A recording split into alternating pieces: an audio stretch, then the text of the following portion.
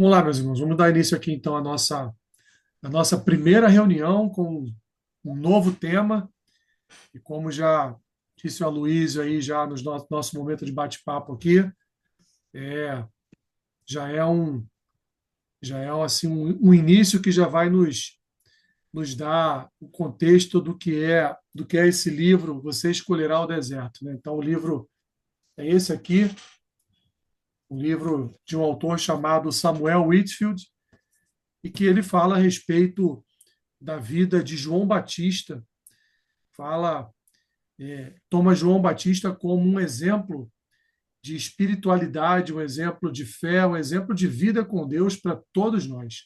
Então, deixa eu orar para iniciar aqui de fato a nossa reunião e então já começar a avançar nessa aventura no deserto. Pai amado, Pai querido, eu quero te agradecer pelo dia de hoje, te agradecer pela oportunidade que estamos tendo aqui nesse momento de juntos, Pai, podermos nos aprofundarmos, Pai, numa vida espiritual mais sadia e cujo nosso relacionamento seja mais saudável com o Senhor, mais profundo, mais íntimo na tua presença. Abençoe-nos, ó Deus. Pedimos a Ti que o Senhor traga outros homens para estar participando conosco, que todos aqueles que estejam vendo este vídeo sejam abençoados pelo Senhor Jesus. É o que nós te pedimos e oramos assim em nome de Jesus. Amém. Então vamos lá, meus irmãos. Conforme os irmãos forem chegando, eu vou admitindo aqui e eles vão prosseguindo com a gente. Abra suas Bíblias em Mateus capítulo 3. Mateus capítulo 3.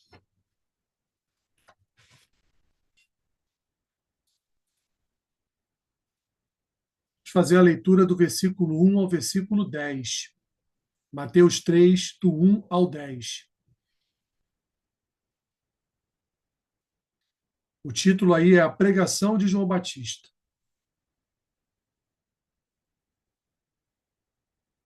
Diz assim Mateus no seu evangelho. Naqueles dias apareceu João Batista pregando no deserto da Judéia e dizia: Arrependei-vos, porque está próximo o reino dos céus. Porque este é o referido por intermédio do profeta Isaías, voz do que clama no deserto: Preparai o caminho do Senhor, endireitai as suas veredas. Usava João vestes de pelos de camelo e um cinto de couro. A sua alimentação eram gafanhotos e mel silvestre. Então saíam a ter com ele Jerusalém, toda a Judéia, toda a circunvizinhança do Jordão, e eram por ele batizados no Rio Jordão, confessando os seus pecados. Vendo ele, porém, que muitos fariseus e saduceus vinham ao batismo, disse-lhes: Raça de víboras, quem vos induziu a fugir da ira vindoura? Produzi, pois, frutos dignos de arrependimento. E não comeceis a dizer entre vós mesmos: Temos por pai Abraão, porque eu vos afirmo que destas pedras Deus pode suscitar filhos a Abraão. Já está posto o machado à raiz das árvores. Toda árvore, pois, que não produz bom fruto, é cortada e lançada ao fogo. Então, meus irmãos, nós vimos aqui que essa era a mensagem de João Batista. O tempo que ele passou no deserto se preparando foi exatamente para ministrar essa mensagem, uma mensagem de arrependimento, no sentido de que, olha, está chegando alguém que vai requerer de você um arrependimento. Mas nós não vamos falar aqui só da mensagem de João Batista. Nós vamos trabalhar aqui, meus irmãos, sobre a vida de João Batista, principalmente no sentido espiritual, principalmente no sentido de uma vida de relacionamento com Deus, de intimidade com o Senhor. É esse tipo de trabalho que nós vamos aí passar pelas próximas semanas sobre a vida desse homem chamado de João Batista. Então, como nossa primeira reunião uma vida no deserto, eu vou aí passar para os irmãos o que o que está aqui na nossa. Deixa eu só posicionar vocês aqui de uma outra forma.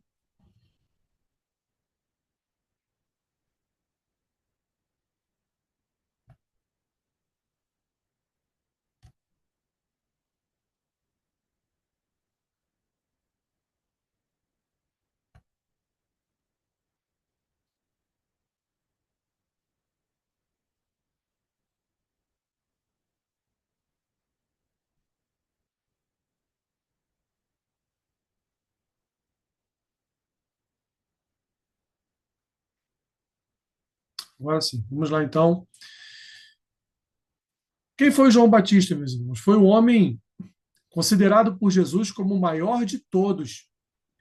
E esse homem considerado por Jesus o maior de todos os homens, vejam bem, ele foi maior que Moisés, ele foi maior que Josué, ele foi maior que Abraão, ele foi maior que Davi, ele foi maior que Isaías, ele foi maior que Jeremias. Então, ele foi o homem maior, segundo as próprias palavras do Senhor Jesus, que não houve homem maior que João Batista. Então, esse homem, do qual Jesus designa como um homem que não houve outro homem maior que ele, esse homem viveu sua vida onde? No deserto.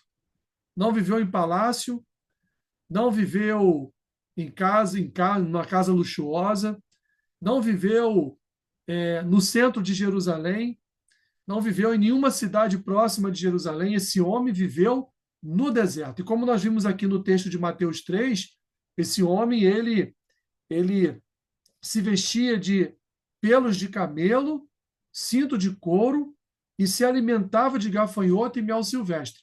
Evidente, meus irmãos, que o autor ele não está nos fazendo um convite para a gente ir morar no deserto, né? E vestir peles de camelo, cinto de couro e comer mel silvestre, né? Comer gafanhoto e mel silvestre. Não é esse o convite que o autor faz. O convite do autor, com essa pergunta do livro, você escolherá o deserto, é no sentido de nós termos a mesma vida de relacionamento de João Batista com Deus. Então, aquele que é considerado por Jesus como o maior de todos, ele viveu no deserto. Isso é algo para nós, meus irmãos, inimaginável, pois a nossa visão de vida bem-sucedida não inclui o deserto. Quando é que você ouviu uma pregação a respeito de deserto no sentido do pastor nos convidar para o deserto? Porque pregações a respeito do deserto, dizendo que o deserto é um lugar de aprendizagem, o deserto é um lugar que nos ensina a sobreviver, tudo isso a gente ouve. Mas uma pregação em que o pastor nos diz, olha, o melhor lugar para estarmos é no deserto. A gente não vai ouvir isso. Então, meus irmãos, Deus formou esse homem para o deserto. E ele passou lá, passou o quê? 3 anos se preparando e preparando o caminho para a vinda do seu primo Jesus. Lembre-se que mãe de João Batista era Isabel, que era prima de Maria, né? Como está registrado lá nos primeiros capítulos do Evangelho de Lucas. Uma frase interessante do autor é essa que está aí em letras, eu chamo de letras caídas. Multidões são sedutoras, mas o deserto é onde o fogo queima, onde a sarça ardente aparece e onde Deus fala. Então, o deserto, meus irmãos, ele não vai oferecer popularidade, não vai oferecer conforto, não vai oferecer sucesso. Mas o deserto oferece algo que você não vai encontrar em nenhum outro lugar como você encontra no deserto, que é comunhão com Deus sem distrações. Então, certos tipos de encontro ocorrem com Deus só no deserto. E aí, então, nós temos aquilo que o autor vai chamar de estações de deserto, ou seja, há períodos que nós estamos no deserto e há períodos que nós não estamos mais no deserto. Então, por exemplo, todas as vezes que a gente ouve uma pessoa dizer estou passando pelo deserto, né? Isso é uma expressão muito utilizada para descrever momentos difíceis, momentos de dor, momentos de sacrifícios. Então, quando a gente fala, estou passando pelo deserto, a gente nunca fala com alegria, né? A gente nunca fala, meu irmão, glória a Deus, eu estou passando pelo deserto, estou amando. Ninguém fala isso. Todos falam com um semblante caído, triste, dizendo, eu estou passando pela prova, eu estou passando pelo deserto. Nós olhamos para o deserto, meus irmãos, sempre como um lugar que vai ser temporário, passageiro. É uma estação que vai passar. É como se fosse o verão, é como se fosse o outono, é como se fosse o inverno. Não vai durar para sempre, ela vai passar. De uma hora para outra, essa estação vai sumir. Mas, meus irmãos, o que nós precisamos compreender é que nós somos chamados a vivermos uma vida comparada à vida no deserto. É o que o autor quer dizer. Porque toda a Escritura nos leva para o deserto. Toda a Escritura nos leva, meus irmãos, para uma vida de solitude. Toda a Escritura nos leva para uma vida diante de Deus, diante a face de Deus, o que a gente chamava, o que a gente chama e que os puritanos e os reformadores chamavam de corendeu, uma vida diante da face de Deus, uma vida constante na presença de Deus. Não seria, evidentemente, um chamado para isolamento, para abandonar todo mundo, viver no deserto como eremita, né? Viver no deserto como alguns monges fizeram na Idade Média, para fugirem do materialismo, para fugirem das tentações, foram morar no deserto. Né? Não, não é isso. Mas sim para uma vida diante de Deus, sem tempo para distrações e futilidades, sem tempo a ser perdido, aproveitando todo o tempo que nós temos para estarmos na presença de Deus. Então lembre-se novamente, meus irmãos, que ninguém foi maior que João Batista. E esse homem, que ninguém foi maior que ele passou toda a sua vida aonde? No deserto. João não foi ao deserto para passar um tempo se preparando para o sucesso. Não foi um tempo em que ele permaneceu escondido num lugar para obter sucesso. João ficou, morou, viveu no deserto, ele permaneceu ali no deserto para cumprir os propósitos de Deus. Então, meu irmão, todo lugar de deserto é um lugar onde Deus quer cumprir os seus propósitos através das nossas vidas. Então, o deserto, meus irmãos, ele não é um lugar ruim, o deserto não é um lugar negativo, mas o deserto é um lugar de comunhão e crescimento diante de Deus. E ele precisa ser compreendido, entendido e vivido por todos nós, todos os dias e de forma intensa. Nós precisamos enxergar o deserto como um processo, um destino, e não um lugar temporário ou que deve ser evitado. Não é verdade? Todos nós sempre tentamos evitar o sofrimento, sempre tentamos evitar o deserto, nunca queremos passar por situações de dor, nunca queremos passar por situações complicadas. Não queremos, meus irmãos, não queremos ser forjados como ouro é forjado em alta temperatura. Na verdade, nós não queremos estar no altar de Deus, porque o altar é um lugar onde o incenso é queimado. O altar é um lugar onde nossas vidas são queimadas diante do Senhor. Abraçando o caminho da formação. Então, só o deserto, meus irmãos, é capaz de moldar a nossa vida com Deus. Às vezes nos sentimos frustrados, achando que estamos presos em uma estação de deserto. Ah, Senhor, esse deserto está demorando tanto. Ah, Senhor, como eu queria já ter saído desse momento de prova. Ah, Senhor, como está difícil a minha vida dessa forma. Então, nós achamos que estamos sempre presos nessa situação de dor, principalmente quando ela demora a passar, né? Então, meus irmãos, aquilo que pensamos ser um obstáculo, na verdade, pode ser Deus moldando as nossas vidas, o nosso coração, para o cumprimento dos seus propósitos. Por exemplo, o que Deus falou para Jeremias? Jeremias, você é meu. Jeremias, você não vai constituir família. Jeremias, você não vai ter terrenozinho de herança, não. Jeremias, você vai proclamar o meu juízo. Você vai proclamar a minha graça. Você vai proclamar os meus oráculos diante do meu povo. Jeremias, você vai levar mais notícias ao meu povo.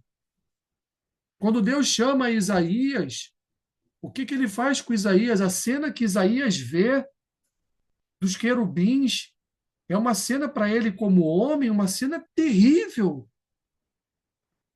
Imagina vocês, meus irmãos, ter a visão de Isaías. E aí então Isaías diz: Senhor, os meus lábios são tão impuros quanto os lábios do povo. Quem sou eu para falar em teu nome? E aí então é tirado do altar de Deus uma brasa e ali colocada na língua, na boca de Isaías para purificar, para limpar. Então, meus irmãos, a nossa presença no deserto, a necessária presença no deserto, ela se dá, meus irmãos, no sentido de que Deus está trabalhando em nossos corações os seus propósitos, para que nós venhamos, então, a cumprir santamente os seus propósitos. Olha que isso que o autor descreveu na introdução do seu livro. João ocupou o ranking de homens que nasceram antes de Jesus e, mesmo assim, o seu ministério público durou de 6 a 18 meses, ficou mais tempo como prisioneiro do que como figura pública, nunca foi convidado a servir, viajar e ministrar com Jesus. Vocês repararam nisso quando vocês leem a história de João Batista nos evangelhos, que em nenhum momento Jesus o convida: João, vem andar comigo. João, venha me auxiliar. João, venha fazer parte de um dos meus discípulos. Não, em nenhum momento isso acontece. João viveu em um lugar pequeno e isolado. Ele não liderou nenhum tipo de grande movimento. Não realizou milagre, meus irmãos. João não tem um só registro de João Batista realizando um milagre. E ele foi considerado pelo Senhor Jesus como quem? Como o maior dentre os homens. João não revelou nenhum encontro visível com Deus. João não profetizou nada de novo. Nada. O seu ministério era proclamar a chegada do reino de Deus e um futuro juízo sobre todos. E aí, meus irmãos, dentro deste processo de formação da nossa vida espiritual diante de Deus, corandeu, nós temos padrões. Deus ele se manifesta em nossa formação através de padrões. Então, Deus tem padrões de formação para o seu povo. E precisamos reconhecer esses padrões. O desânimo e o desencorajamento são sentimentos oriundos do desconhecimento desses padrões. Quando nós não compreendemos isso, acabamos ofendidos por conta das dificuldades do processo, e Deus possui trâmites nesse processo para produzir o que Ele quer em nós e através de nós. Ser moldado, ensinado, disciplinado, discipulado por Deus, meus irmãos, causa dor e sofrimento. Porque o nosso coração não quer participar disso. O nosso coração não quer ser moldado à imagem de Cristo. O nosso coração não quer se parecer com Deus, porque o nosso coração, ele é herdeiro do DNA adâmico. Então, o nosso coração quer manifestar essa herança pecaminosa de Adão. E quando nós somos confrontados com a realidade das Escrituras, quando nós somos confrontados com um período no deserto, quando nós somos confrontados com a falta de sucesso, quando nós somos confrontados com o fracasso, quando nós somos confrontados com o modelo que Deus adota em nossas vidas para nos moldar e nos formatar como Ele quer, então, meus irmãos, nós sofremos e chamamos esse esse contexto, chamamos essa parte da nossa vida de uma vida no deserto. E João Batista, meus irmãos, é um dos exemplos de como Deus pode moldar os seus servos. Ele não possuía um ministério de multidões. Ele tinha lá os seus discípulos, mas ele não tinha multidões que o seguiam, em que pese ele ser muito conhecido em Jerusalém, mas ele era mais conhecido como um homem louco do que como um homem de Deus. Ele não era um famoso pregador, muito pelo contrário. Ele era conhecido como um louco, um homem que se alimenta de gafanhoto, mel silvestre, mora no deserto. Ele era tratado por alguns como um louco, mas ele foi vocacionado para uma tarefa. E a tarefa dele foi preparar o caminho do Salvador. Então João passou por um processo, João foi moldado por Deus, João foi preparado por Deus nesse deserto para preparar o caminho do Salvador. Então, aos olhos do Senhor, João era um gigante. Quais foram as palavras de Jesus, meus irmãos? Não há nenhum outro homem maior que João Batista. Então, para o Senhor, para Deus, João era um gigante, porque Deus não avalia o homem como nós avaliamos. O que Deus falou para Samuel? Samuel, todos esses aí que você separou, não escolhi nenhum deles, porque eu não vejo como você vê. Eu não vejo aparência, eu vejo o coração. E aí então aparece Davi diante dele, né? E o seu pai Jessé diz: esse aí é meu último filho aí e tal, ele é pastor de ovelhas, como que diz? Ele não é nenhum guerreiro, ele nunca pegou numa espada, ele é um rapaz que gosta de pastorear ovelhas. E aí Deus fala: Samuel, eu não vejo como você, eu não vejo aparência, eu vejo o coração. Então Deus, meus irmãos, ele não avalia o homem da mesma forma que nós. E aí, diante dessa vida de João Batista e de tantos outros homens nas Escrituras, nós podemos chegar a uma conclusão que é a conclusão que o autor do livro chega. Todos nós temos uma missão designada por Deus. E, meus irmãos, não importa o tamanho da missão que Deus lhe concedeu. O que importa é que para cada missão, o Senhor tem uma forma de processo diferente. E essa forma de processar essa missão em nós, os seus atos preparatórios sobre as nossas vidas, ele é diferente uns dos outros. Pode ser longo, pode ser curto, mas é certo que o deserto jamais poderá faltar em qualquer tipo de processo, porque todo processo na vida de um homem de Deus, ele é realizado através de um deserto. Então, nós nunca poderemos, meus irmãos, desprezar aquilo que Deus nos concedeu. Nunca poderemos desprezar a missão que Deus nos concedeu. E percebam, a maioria dos mensageiros de Deus nas Escrituras só foram reconhecidos como importantes depois das suas mortes.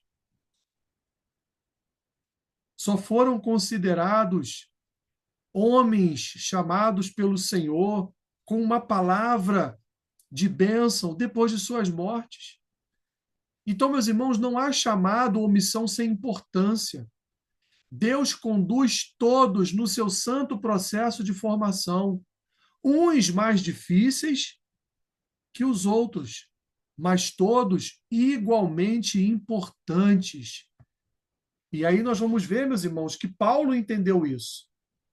Quando Paulo, em algumas epístolas, fala a respeito dos ministérios na igreja, ele está dizendo: uns foram chamados para profetas, outros foram chamados para presbíteros, outros foram chamados para pastores, outros foram chamados para mestres, mas outros foram chamados também para receber o irmão ali na portaria com um sorriso bonito no rosto todo domingo de manhã. Outros foram chamados para colaborarem com a igreja com os dons que Deus lhe concedeu. Nem todos foram chamados para o ministério pastoral, nem todos foram chamados para o ensino, nem todos foram chamados para o ministério de intercessão, nem todos foram chamados para o louvor. Mas os que foram chamados para todos esses ministérios na igreja, os dons que lhes foram concedidos pelo Senhor, são importantes para Deus. E Deus usa cada um conforme lhe apraz. Então, o João, meus irmãos, ele é um precursor de uma geração. E nós deveríamos olhar verdadeiramente para João como um precursor de uma futura geração. Porque João viveu para preparar o caminho. A sua obra só reverberou após a sua morte.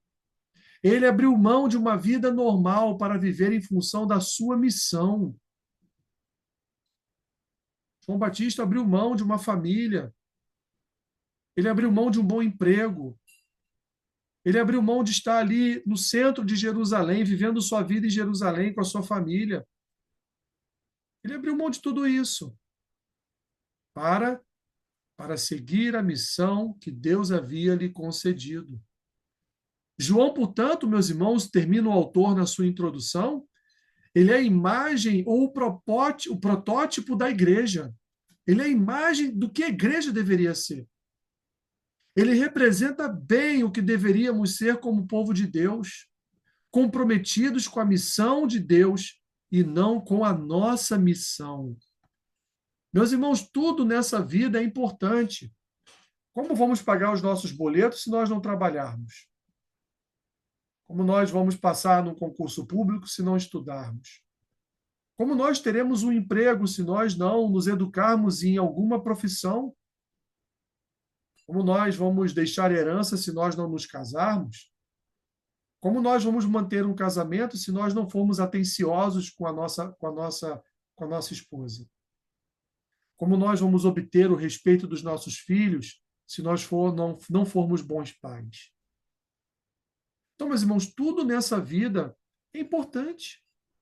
Mas existe algo que tem uma importância muito maior. O que Jesus disse, meus irmãos, lá no texto, no Sermão do Monte, Mateus capítulo 6, que ele fala sobre a cadeira aqui que dobrou, que ele fala sobre a nossa ansiedade, né, pelo que vestir, pelo que comer. No final desse texto, ele vai dizer, olha, busque primeiro o reino de Deus e a sua justiça. E no final de tudo, todas as outras coisas lhe serão acrescentadas. Então, a nossa maior missão nesse mundo, meus irmãos, não é enriquecer, não é ganhar dinheiro. Nossa maior missão nesse mundo não é ser importante, não é ter sucesso. Nossa maior missão no mundo é aquela que Deus colocou em nossas mãos através dos dons que Ele tem nos concedido. Então, seguir o caminho de João nos levará a uma profundidade com Deus que nós jamais experimentamos, meus irmãos. Que nós jamais experimentamos. Vai custar caro, porque as nossas vidas serão consumidas pela vida de Deus. E é forte isso. As nossas vidas serão consumidas pela vida de Deus. O regenerado, o convertido, o homem que anda na presença de Deus, Cristo habita nele. E ali não é mais ele, é Cristo habitando nele. É ele andando como o representante de Cristo na terra. E aí o autor termina com uma pergunta, né, introdutória do seu livro. Será que seremos uma das pessoas que abraçarão o caminho de João Batista? E aí eu quero ler com vocês, meus irmãos, aqui na página 12, o último parágrafo que ele tem aqui na página 12. Ele diz assim: uma igreja madura está surgindo, uma que abraçará a entrega total de João. Ela não será superior aos outros, ao contrário, será muito consciente de sua própria fraqueza. A igreja madura não será da elite, pelo contrário, será a serva de todos. A maioria dos que estão na igreja serão anônimos e muitos serão até desprezados, mas eles farão parte do presente extravagante do Pai ao seu Filho. Deus irá amadurecer toda a sua igreja no seu tempo, mas agora ele está nos enviando um convite para abraçarmos o seu processo de todo o coração. Como veremos, a vida de João foi uma amostra do que está por vir, e o Senhor quer liberar uma amostra novamente por meio daqueles que escutam o seu convite. Talvez o Senhor queira que você escute o seu convite, e talvez ele esteja esperando a sua resposta. E aí vem a pergunta, meus irmãos: você escolherá o deserto? Você escolherá o deserto? Se você quiser entender o convite ao deserto, precisa entender o homem a quem Jesus considerava o maior de todos. Que bênção, meus irmãos. Então é isso que nós vamos fazer nos próximos encontros. Nós vamos conhecer o homem a quem Jesus considerou o maior que todos e vamos aprender com ele a necessidade realmente de escolher o deserto, de passar pelo deserto, de viver uma vida no deserto.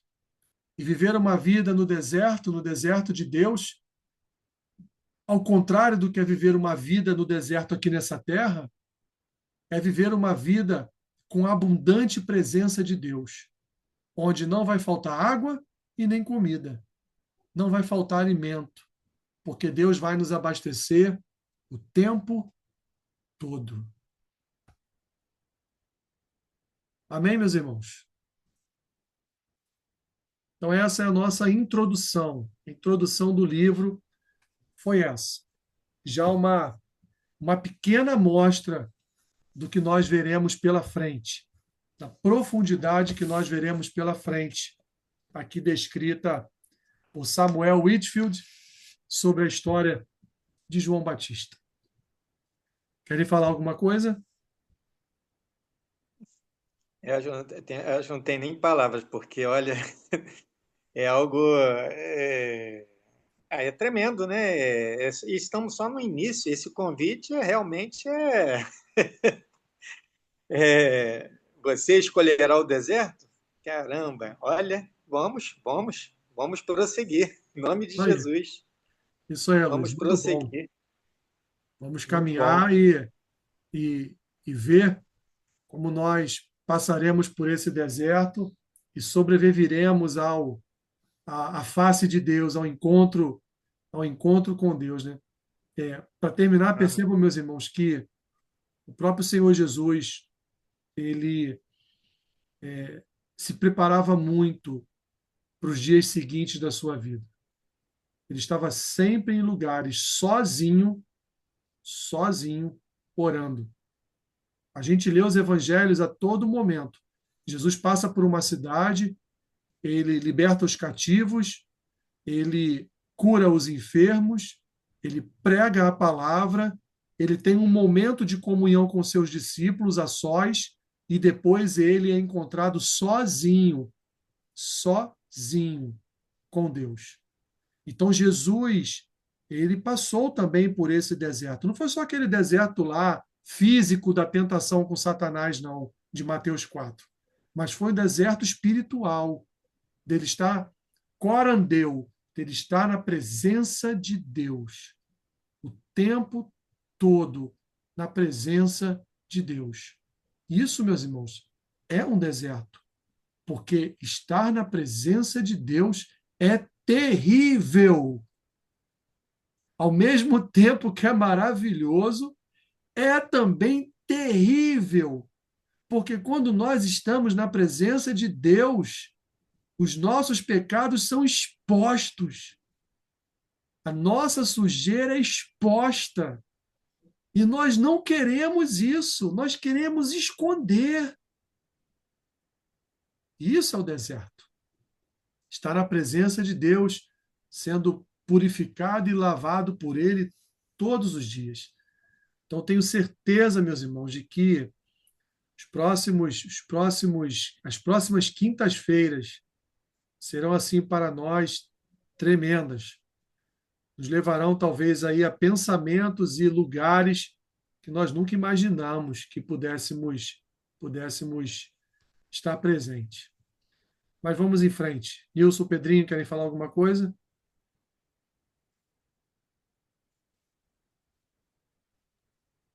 Boa noite, pastor. Boa noite, Luiz. Aí, Boa desculpa o noite, Nilson. atraso aí, ter chegado aí, vim Noite. correndo. Ah, o que é isso, meu irmão? Amém.